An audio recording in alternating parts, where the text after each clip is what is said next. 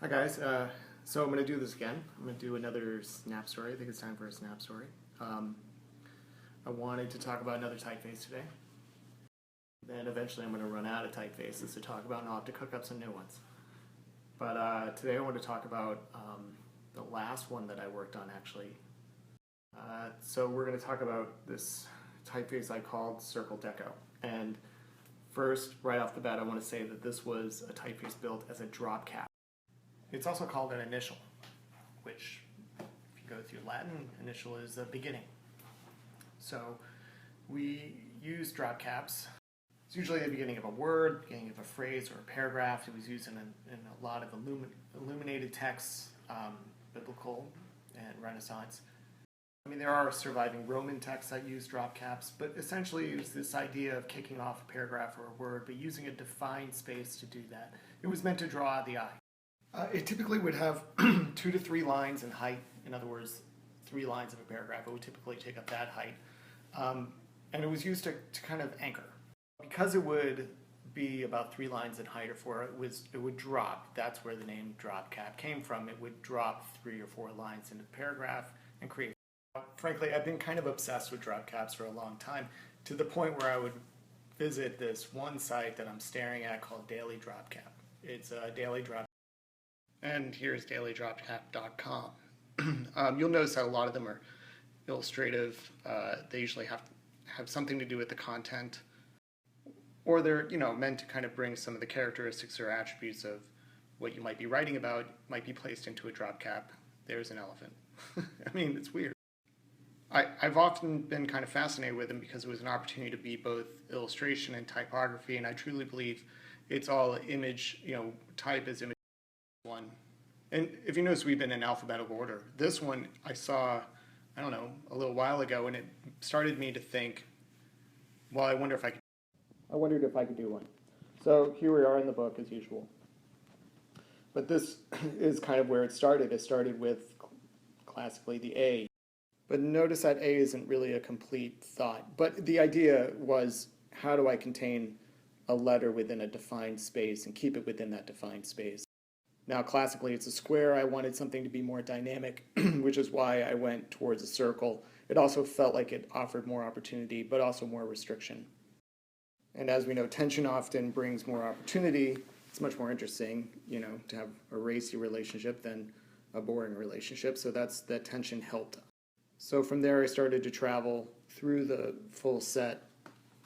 But I knew that I needed to define the space with more contrast. Stylistically, you'll notice it's still in Deco, which I seem to be a little stuck in at the moment. But I knew that the shape needed to define the style as well. So that circle only helped in that endeavor to try and keep the style, kind of in a Deco space. But I thought it really created some interesting opportunities for like the E, which is there, and anything with a crossbar. I felt like there was something that could really be pretty cool. So that, of course, brought us back to how do we go from the book to the computer. So we opened the Adobe Illustrator, as we often do, and we just got started. So here we are with the grid. This grid is fairly simple, but not too complex, I'd say, even though it looks much more complex.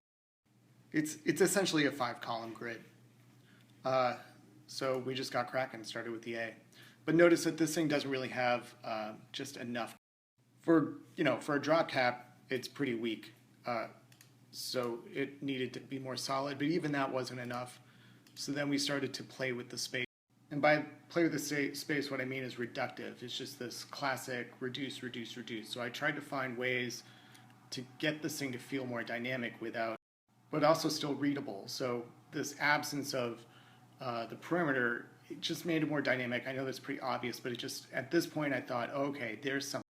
But then when we got to the B, I started to realize I didn't just want these thin bars. I realized this negative space could really be utilized to, again, make it even more. The C seems obvious. It's balance and Deco. It's even the grid is really utilized here to kind of keep it from being center, center, center. But that odd column width is what I think helped kind of keep it within the vocabulary and unified to the other pieces. So I don't know if I'm going through each one, but I'm going to hit some of the more important ones. And this D, the C presented obviously with the D, and I realized at this point that this bar could really be played up as a strong vertical. I knew that I was going to need that when I got to some of the other things like the L and the E. And that's how we got to the E without the D. And see what I mean? It's just a simple matter of reducing. We're finding just the right place to take away from. And of course that turned into an F. You know, but my big fear here was that this is not necessarily something you're going to see in line in like a headline. This truly was meant to be a drop cap. So I didn't want it to come across as like we're not making a case for you to write a sentence with. This was really intended just to be decorative, but simple. Now this little beast. So I had to now start to figure out how do I go from this really intense circle into something with two strong verticals. And this one just feels like a monster. And of course then shift it towards the center, but widen the base so you get the eye. You know, I think my biggest struggle to skip ahead was where the M was the M, and then eventually would be the N. I personally liked this one, but it didn't feel right. And though I really preferred the other one, this one just felt like it was more in keeping with the vocabulary and the rule that we've established, or the standards we've established. But here was the challenge. What do you do with the N? And I'm so happy with this N. This thing just feels like it's got so much, it's just going to feel like, I just feel like it's about to spin right off the page, and it just feels really interesting to me. Kind of, it defines what this drop cap was in my head, that it was active. I'm going to skip the O because duh, it's pretty obvious, but then what do you do when you get to the P? My big struggle is, do I actually bend this lower portion to create? But I think it left me with something that was even more dynamic by having this really hard bottom. And then of course this Q, I'm always so psyched about this Q. Again, it's probably my obsession with this shape, but now I wanted to push the shape and show. I mean, it's not lost on me that I've used this trick probably 3 or 4 times now. I'm a bit obsessed with it, but at this point it was like, how do I create scale and contrast on it? I feel like this R is successful in that it's similar to the B, but very different. That negative space really is punched, which I love. And then the last one is this X. I mean, how do you not talk about this? This really does showcase how do you take this just small shift, reductive approach. And I mean, so from there you kind of get a good idea of at least the approach when I was building the structure of these letter forms. So then, as you know, we take it into Glyphs Mini, where we do handle, I mean, I do spend a lot of time developing the spacing, the side bearing, and the kerning space. But I also knew the big trick is I wanted to keep it really quick. This was truly a sprint. I think I thought about it on a Saturday morning. I didn't want to spend a lot of time overthinking it, overworking it. So I really just kind of got down to it. I also didn't do numbers. I also didn't do lowercase. Because in the end, it's a drop cap. You don't need numbers in lowercase. It's capital. It's meant for the front end of every paragraph or phrase. But I also really want to get into the space where I can just come up with an idea and execute it very quick, not overthink it, and just keep it very pure. And if it's right, it's right. If it's wrong, I mean, I'm trying to be better about designing with instinct, because I tend to overwork things if I spend too much time on it. But here's just a really rough shot of. That being said, I also know that there's some details that need to kind of occur in each of these letter forms. It's making sure that the spacing is correct and consistent. But this is a circle, and it's all going to be kind of the same container. So it's not like I had to spend a lot of time doing that. I could really spend more time testing out each of the shapes. And remember, I said this wasn't really intended to be typed in line or in a word form, and this is why. I mean, it's very hard to read. It's not really legible in a. But each shape on its own can be very dynamic and beautiful or interesting, if nothing else. But do this, and suddenly it makes more sense. There's your 3 to 4 lines.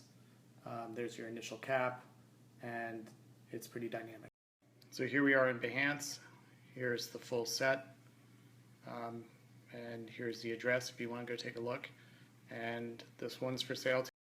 So that's the story of Circle Deco, or where it came from that crappy little drawing you saw, to the vector, to the glyph, to being done. But I mean, essentially the idea is that, or the big thing here is that it was a sprint, and that's the fun part.